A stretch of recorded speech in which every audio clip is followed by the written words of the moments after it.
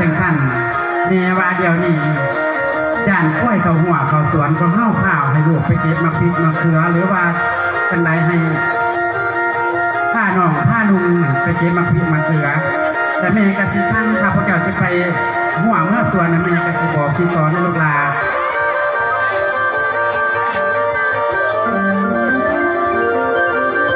ยับขึ้นมาลูกหลานยับขึ้นมาเจ้าน่ะเป็นผู้หญิงจะมาอยู่พี่พี่เบียร์ห้ามพูดว่าทอกันเนี้ยนะครับ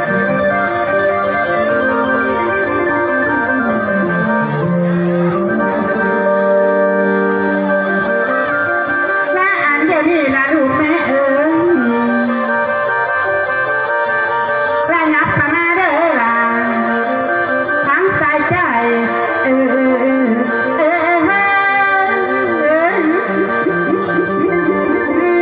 แก้วอีนี่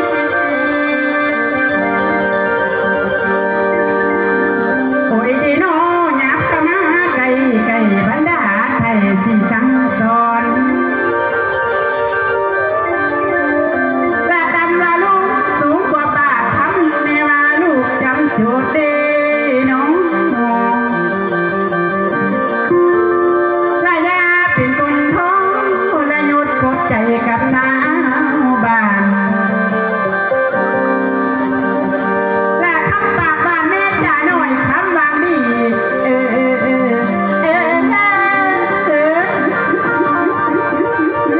แม่บอกรัก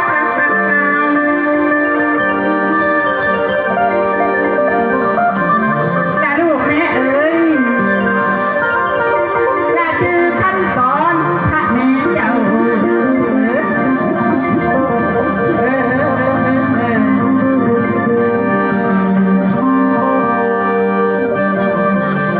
อย่าลืมของคำสอนเรา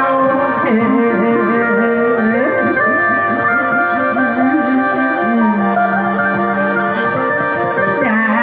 ลืมของ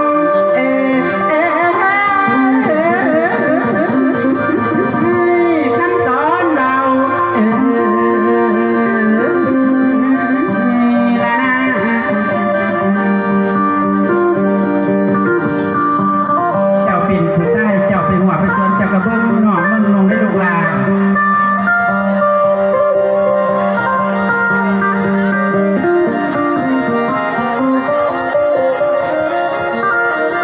มาแต่ไหนก็มาได้ลูกหลาน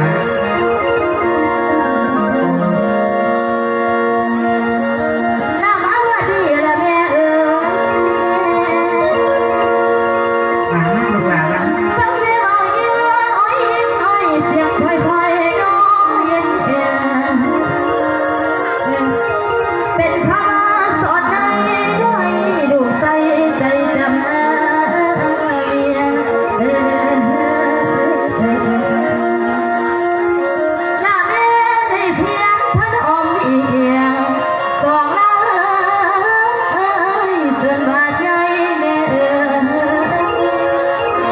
ไว้เด้อน้องพักแม่สอนบอกไว้พักแม่สอนบอกไว้ลูกสาวลาสิจื้อเอาแม่บอกว่าก่อนสิจากปากเป่าให้ยิ้มก่อนเอาแก้มอูอย่าได้ดวนสักวันตัวสัวดีจำเมีย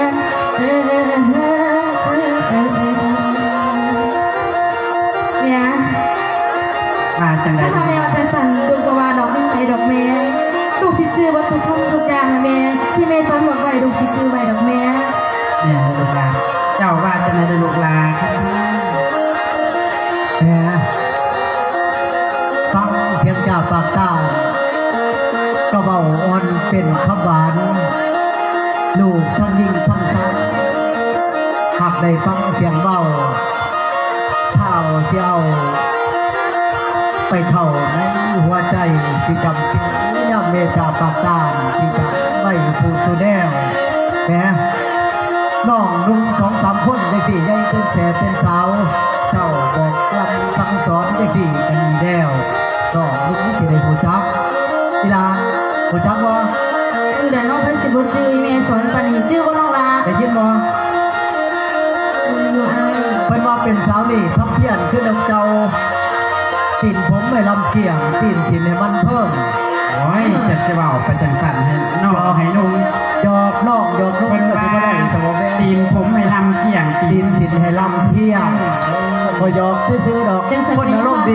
ดีมันก็หยอกกันแน่จังหน่อยบ่เป็นหยังแม่มื้อนี้น้องแสน้องสาวเป็นผู้ยาวผู้ยิ่งเขาหัวเขาสวนไปบ่ไปดอก ออกไปแล้วก็ดีจะดูงาไป3 ค คน น ให้ ค น้ รั อบ งให้นุ่งเขาจะไปดีกว่ามื้อนี้ไปสิอยู่กับเจ้า ไอ้เดี๋ยวผมไปแล้วหาทางเอาสีขาดไหม บ่แม่นจังซั่นดอก เรื่องแม่นะไอ้นะหาทางจะสีดอกจะสีไปไหมป้าให้ตะนองไปเก็บไปให้เบียร์ให้นั่นเนี่ย เศร้าอย่าสิเว้าให้กันจังสั่นฮักแทนกันเรื่อยๆน้องๆพา เป ที่ ลี่ยน กัน กัน เปลี่ยนกันลูกอ่ะ เปลี่ยนกันยีหลามื้อหน้าอ้ายก็สิไปมื้อนี้ให้เจ้าไป2-3 คนสักวัน เดี๋ยวสิว่าไอ้วิจตัวน้องนะ ว่าตัว ตะนองไปไหม ภาษาสิตัวเว้ยเอาล่ะเนี่ยมื้อนี้ เอาไปลูกหลาน คำผ้า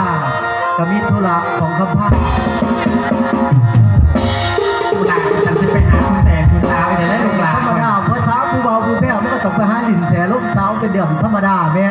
ถ้าเอาผู้สาว ก็ให้ลูกให้เต้าให้ลูกแสลูกสาวเจ้าน่ะไปหัวไปสวนไปแม่เด้อเอาล่ะมื้อนี้บ่ต้องเสียเวลาอ้ายก็สิเขาไปหาพักผ่อนหย่อนกายหาดินแสดินสาวตามภาษาผู้เบาผู้แพ้วนี่สละทุกคนต้องไปหัวไปสวนอย่าลืมนะล่ะ เนี่ย ที่สิไป ถ้า เข้า เราไอ้เดี๋ยวมาเดี๋ยวเช้าพวกก็จะได้ขวาขนาดนี้ไหม ไว้ยังน้อย จะ จะ เอา ได้ ได้หน่อยอยู่ลูกหลาน ไม่มาหน่อยสิกันจักเขียนตุ้กันได้หรอ เอาไปลูกหลานเอาไป เนี่ยอาจารย์ถูกมาไปทำไมเด้อพ่อพนักเตรียมสีเตรียมของก่อนนะลูกหลาน ลูกความก็จะเป็นสลายผูลายคุ้นเลยแต่โอ้ยจำแต่พอตายดีจากเนี่ยเป็นตาสะอ่อนโอ้ยงานสรุปสายล่ะไปให้ลูกหลาน เนี่ยความส่งเป็นตาเสียในลูกเคยได้อยู่เนาะ ได้กระดองกับให้เนี่ยสิเจ้ามาคือกันอันนั้นได้เนี่ยยกเนี่ยดีกับให้แน่ ไอ้คนใดสิว่าขี่ใส่กระตาไม่พลาดมันมีผู้สาววันผู้วงนี่ก็จะสิไข่อยู่เนาะ หาเรื่องเอา แม่ แม่ ไปสิไปก็เด้อวิทุระอยู่ไหน ไปลูกหลาน ไปบอกไปลงไปอย่าลืมนะครับแค่น้อย